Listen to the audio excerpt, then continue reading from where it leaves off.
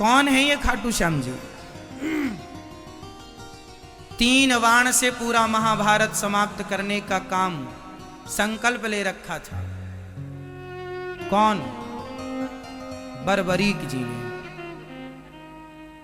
3 बाण से सारा युद्ध समाप्त। भगवान ने कहा अच्छा, यदि इस पीपल के पत्ते पर तुमने 1 बाण से छेद कर दिया तो मैं मान लूंगा कि तुम 3 बाण से पूरा महाभारत जीत लोगे या समाप्त कर दोगे। ठीक है।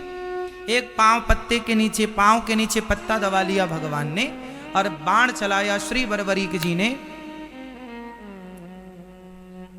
चलाया बाण। 1 बाण से सारे पत्तों में छेद हो गया। आश्चर्य मानेंगे आप लोग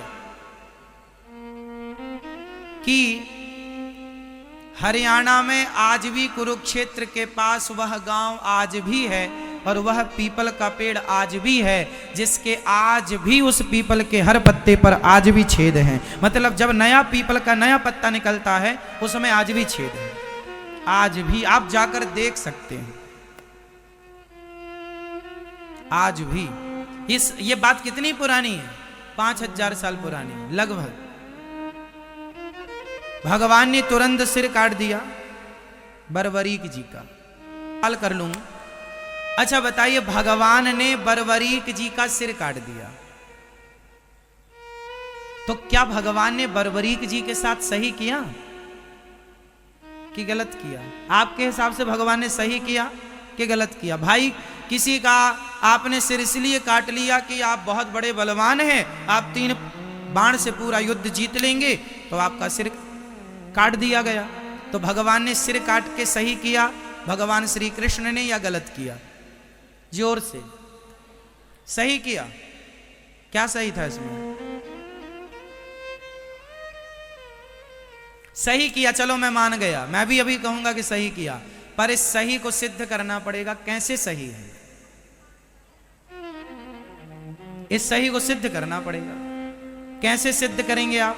चलो हम बता दें आपको। ऐसे सिद्ध होगा कि भगवान ने कहा था कि तुम किसके पक्ष से युद्ध करोगे?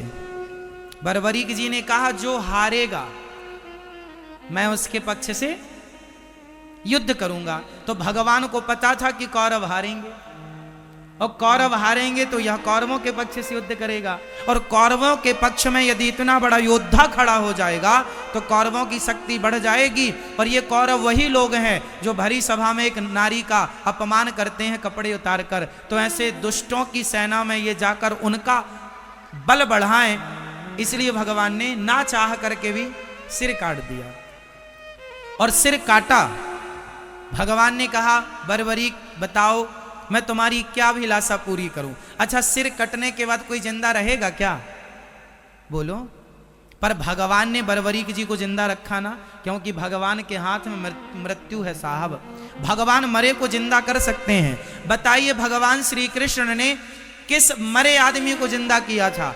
बताओ आप। वो कौन है जिसको भगवान ने जिंदा? बताओ। हाँ मैया बताओ मेरी मां। भगवान श्री कृष्ण ने वो कौन है जिसे मरे हुए को जीवित किया था?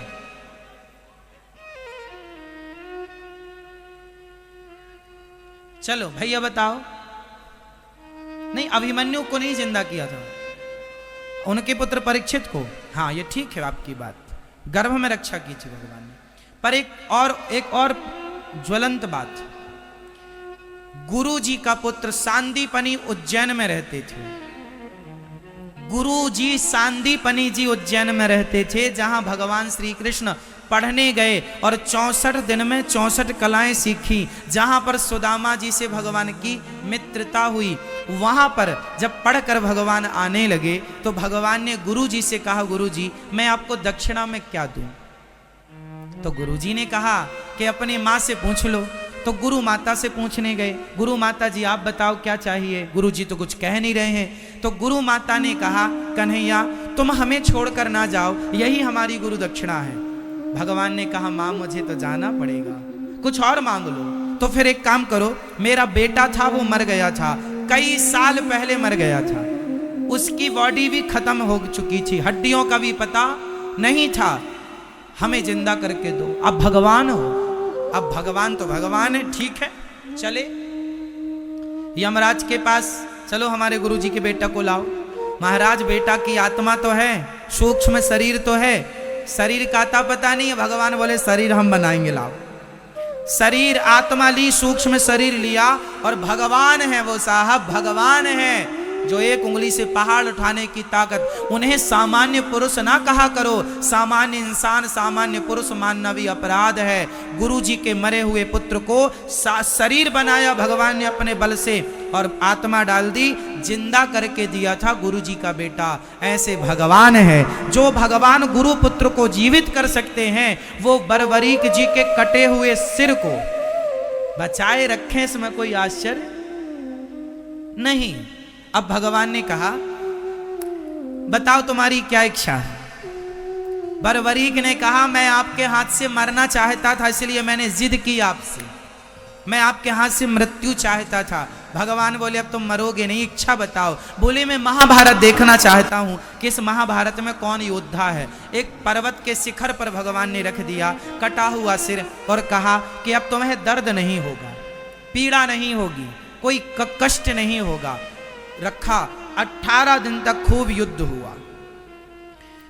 युद्ध पूरा हुआ, पांडव जीत गए। कुछ दिन के बाद भगवान बरबरीक जी से मिलने गए पांडवों को लेकर। भगवान ने बरबरीक जी से कहा भैया बताओ कि महाभारत में तुमने सबसे बड़ा योद्धा किसे माना है, किसे आप बड़ा योद्धा मानते हैं। अर्जुन को लगा अपने ही नाम आएगा, गांडीवधारी। भीम भैया बोले हमारा गदा काम कर गया है। पर बरबरीक जी ने मुस्कुराते हुए कहा प्रभु इस महाभारत में मुझे आपके सुदर्शन चक्र के अतिरिक्त कुछ दिखाई ही नहीं पड़ा। पांडवों का अर्जुन जो जो बाण छोड़ता था अपने गांडीव से, वो 10 कदम पे जाके गिर जाते थे। वो तो आपका सुदर्शन चक्र उन्हें गति प्रदान करता था, उन्हें बल प्रदान करता था। अब अर्जुन को समझ में आया कि महाभारत के असली हीरो हम नहीं, ना करते हुए भी भगवान सब करते हैं। जैसे महाभारत में कुछ ना करते हुए मेरे कन्हैया ने सब कुछ किया, भगवान ना करते हुए सब कुछ करते हैं। तो बरबरीक जी से कहा अब तुम्हारी इच्छा बताओ। प्रभु बस आपका दर्शन हो गया, कोई कामना नहीं। भगवान बोले सुनो तुम निर्दोष हो, तुमने कोई अपराध तो किया नहीं, मैं तुम्हें मृत्यु दंड किसका दूं। इसलिए जाओ अब से तुम खाटू में रहना, और मेरे अब तुम बरबरीक के नाम से नहीं, मेरा अपना मेरे बहुत सारे नाम है। गोविंद है, गोपाल है, मनमोहन है, मदन मुरारी है, गिरिवरधारी है, दामोदर है। इनमें एक नाम है मेरा श्याम सुंदर। तो जो श्याम नाम है वह श्याम नाम मैं तुम्हें प्रदान करता हूं। तुम जाओ और खाटू में निवास करो। और तुम अब कलयुग में जो हार रहे हैं भक्त, उन हारे के सहारे बनते रहना। इसलिए उन्हें हारे का सहारा कहा जाता है। और श्याम नाम भगवान ने प्रदान किया, तो श्याम के नाम से चूंकि खाटू में विराजे तो खाटू श्याम कहते हैं। बोलिए खाटू श्याम की। ऐसी कथा है श्री खाटू नरेश की। इसलिए 3 बाण उनके पास आज भी हैं। आप देखते हैं, दर्शन करते हैं, हारे के सहारे हैं। मतलब अब हारे के सहारे का मतलब ये नहीं कि तुम गलत काम करो और पुकार लो हे खाटू श्याम हम तो गलत चोरी करते करते पकड़े गए अब बचाओ। ऐसे हारे का सहारा नहीं है, जो सच के रास्ते पर हैं। और यदि उन्हें कोई कष्ट है तो भगवान चाहे आप कृष्ण नाम को पुकार लो, राम नाम को पुकार लो, खाटू श्याम नाम को पुकार लो, गोविंद देव जी को पुकार लो, जो सच्चे मन से जिनको पुकारेंगे, क्योंकि सब एक ही है, तो आप पुकार लें, भगवान उस रूप में आकर के आपकी मदद करते हैं। इसलिए आपको पहले सच्चा बनना पड़ेगा। भगवान सत्य के साथी हैं, झूठ के साथी नहीं है। झूठ का साथ बरबरीक देने चले थे तो भगवान ने उनका भी सिर काट दिया, हाँ या ना। इसलिए भगवान सत्य का साथ देते हैं, झूठ का नहीं। अब आप सोचेंगे हम झूठा काम करें और भगवान रक्षा करें, इसलिए सच्चे काम करिए। और आगे बढ़ते रहिए। तो ये भगवान आनंद के सागर हैं।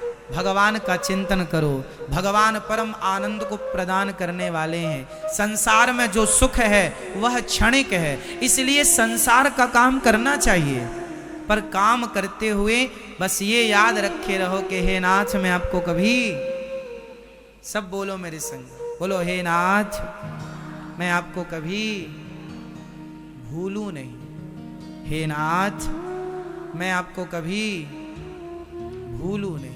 सदा भगवान का स्मरण। ऐसे भगवान सतचित आनंद विश्व की उत्पत्ति पालन संहार करने वाले ऐसे भगवान श्री कृष्ण को, राधा सहित श्री कृष्ण भगवान को हम बारंबार नमस्कार करते हैं। श्री कृष्णाय वयं नुमः।